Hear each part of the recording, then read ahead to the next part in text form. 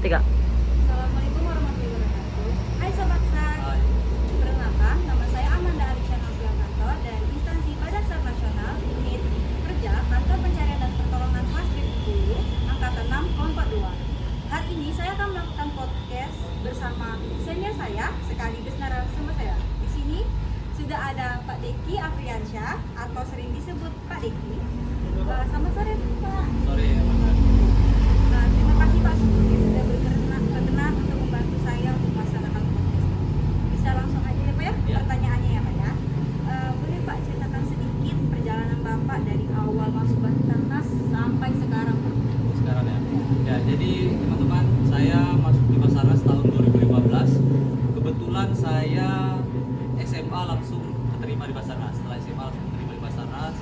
Di 2015 seperti teman-teman, saya juga mengikuti Latsar. Kalau dulu prajabatan, diselingi juga operasi SAR. Kalau kami dulu langsung operasi SAR karena keterbatasan personil.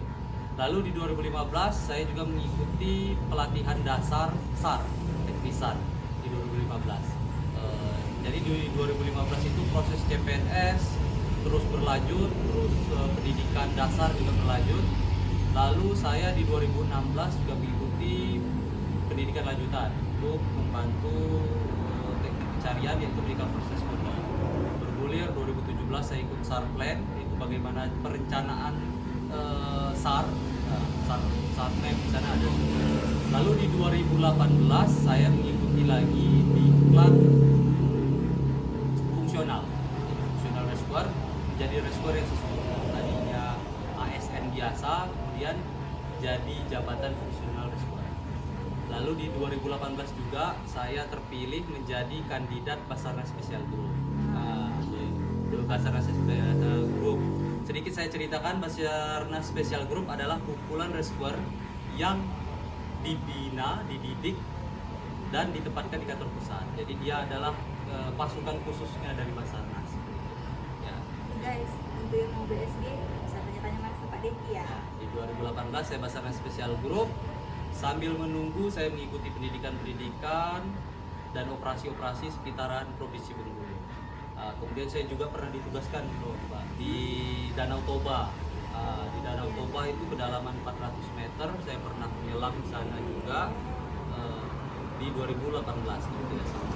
Lalu berlanjut di 2020 saya dipanggil, ditempatkan di kantor pusat, bergabung di Korps Basarnas Special Group. Itu ada 60 personil di sana, dibagi menjadi 3 matra. Saya memilih dengan sadar itu matra water rescue. Di dalamnya ada penyelamatan di permukaan air, kemudian penyelamatan di kedalaman air dengan sadarnya. Di 2020 kebetulan ada kejadian jatuhnya pesawat Sriwijaya di akhir 2020. Setelah saya masuk Basarnas Special Group, dapat musibah yang besar, skala besar. Saat itu sekitar 170-an orang di dalam pesawat,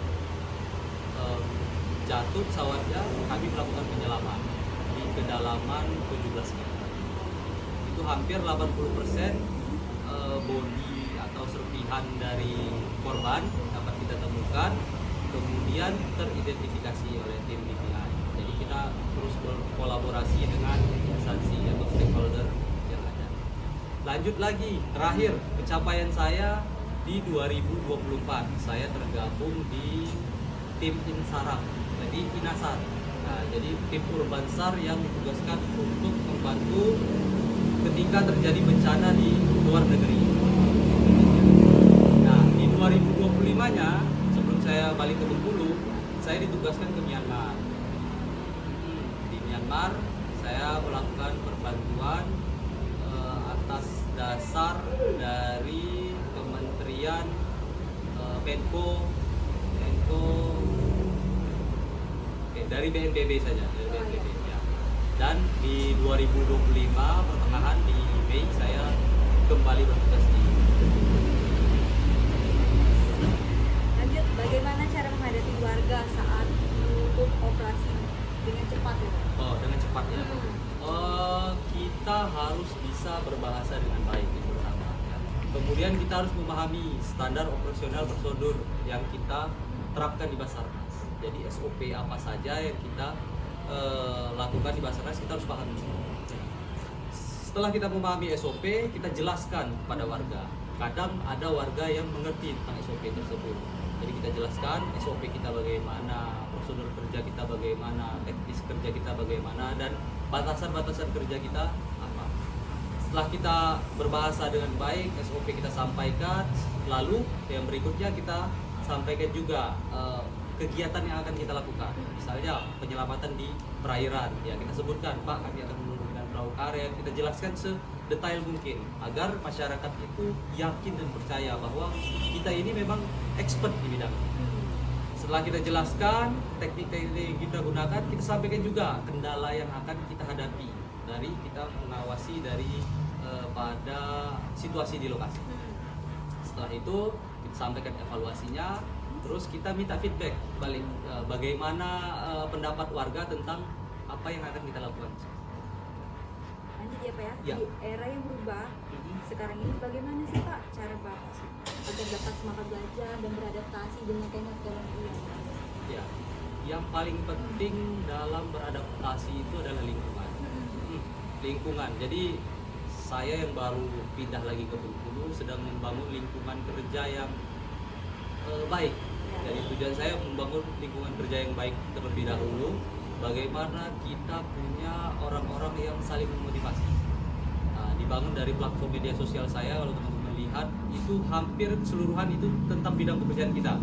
Masalah safety saya ikuti, masalah SAR saya ikuti, seluruhnya. Pokoknya yang berkaitan dengan bidang pekerjaan kita. BNPB, BMKG, semuanya saya ikuti. Agar saya tidak lari jauh dari tugas pokok yang sudah dibebankan negara kepada diri saya. Oke, terakhir nih Pak, pesan-pesan terakhir untuk seluruh ASN agar tetap tangguh dan semangat Pak menjalani kerjaannya. Ya, untuk teman-teman yang baru ini ASN baru diterima di 2025, tesnya di 2024. Ya, tantangan kita semakin ke depan semakin berat. Contohnya penyelamatan di Basarnas yang beberapa bulan ke belakang itu sempat viral. Jadi teman-teman jangan terpengaruh oleh itu. Tetap semangat, lakukan apa yang diperintahkan oleh atasan. Yang pertama, lakukan juga yang diperintahkan oleh senior karena mereka sudah berpengalaman di sana, terus expert di sana. Kemudian bangun tadi lingkungan yang saya bilang, bangun lingkungan yang saling mendukung, yang saling support. Setelah lingkungan dibangun, buat kebudayaan yang bagus, budaya kerja yang bagus. Itu kalau pesan saya untuk teman-teman CPNS yang baru. Setelah itu gali potensi teman-teman. Misalnya Amanda di bagian water, renang, hobi renang, bangun itu, gali potensi, terus latihan renang, kalau bisa ikut O2S, kegiatan-kegiatan perlombaan ASN ikut. Pokoknya yang minat dan bakat tetap dilaksanakan. Seperti itu kira-kira. Terima kasih ya Pak Ya. Atas pengalaman yang Bapak berikan kepada saya dan khusus untuk para penonton juga. Oke, itulah podcast yang saya dapat sampaikan. Ini untuk menjadi inspiratif bagi kita semua. Baik, we are family. Ya. Afiknam Jagat Samagram.